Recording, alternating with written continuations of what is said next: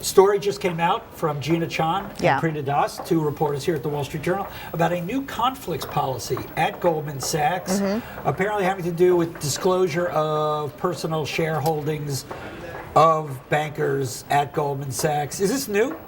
No. But they've come out and they said, you know, Right. we're reviewing our policy on conflicts. This all goes back to the El Paso Kinder Morgan deal, doesn't it? Right. It definitely goes back to that deal, and that the banker didn't disclose his position, and some of the conflicts were not appropriately. I see this. I don't quite Fleshed understand that. out. Yeah, I don't understand about not disclosing your position, because I knew, and I was there a long time ago.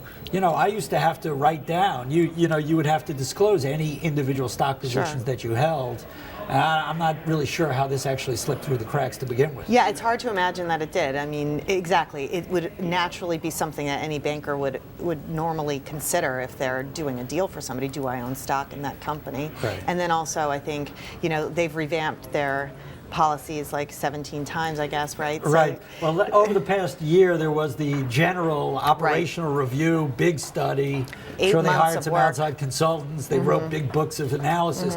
But they had the kind of the basic blocking and tackling conflicts that are typically done in the M&A business. Those things have probably been done pretty rigorously for well over a decade ago. Sure.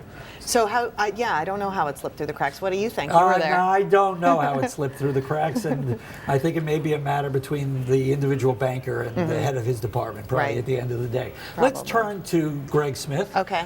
You've been speaking to people at Goldman over the last couple of days. What is the mood of the Goldman people, if you will, on the whole l'affaire du Greg Smith?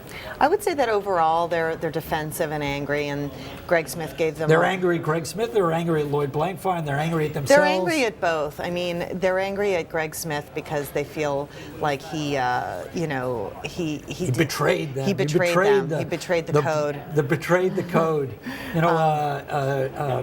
John Friedman of MarkWatch yesterday called him, he was the Judas. He was Right. the Judas.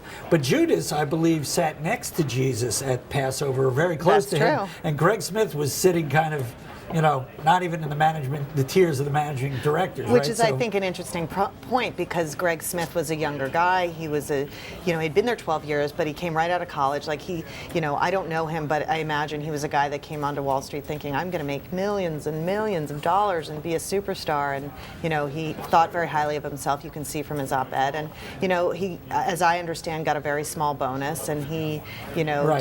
didn't quite move up. And he's angry. Yeah, he's angry. Goldman, in the piece that they wrote, or their retort Rebuttal, to him, yeah. rebuttal, if you will, basically pointed out that he was one of 12,000 VPs. Right. He had been there 12 That was years. nice. They used the word disgruntled. I mean, however you want to put it, it's clear he was no superstar at Goldman Sachs. I mean, Right, exactly. being. So, but my point is, I think if you're not going to, they've ratcheted down their pay a lot, certainly for last year, and the revenues were not that great, and it's hard to know how things are going to go this year. So I think for Goldman people and across Wall Street, if you're, for people who thought they were going to be millionaires and billionaires and reap the rewards of this industry the way that people did in the mid 90s through the mid 2000s, it's a little bit of a wake-up call. It's a little bit of a wake-up call, and it's a shock Right. for them. Is Goldman or the senior folks at Goldman bracing for more of these kind of whistleblower revelations? Although I would say there was nothing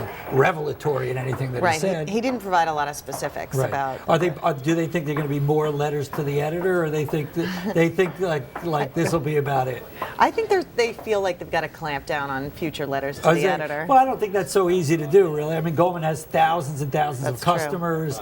They have 35,000 or so people working there. It's hard to control, every. It's true, but they think that he was like one that went postal, basically. They think he was a real anomaly, and that I think they still believe that their culture is sort of very much intact, and they don't recognize what he said. So they're defensive on that end. But I think internally, I do think they've been introspective. I definitely know that there are executives there who are concerned that things have devolved. What do you think was the tone of some of the board calls that I'm sure Lloyd was on in the day or two after Greg Smith? Do you think the people on the board are fed up with I know we're speculating here wildly, right? But it's like bad press, and probably the last thing Goldman needs is bad press, right?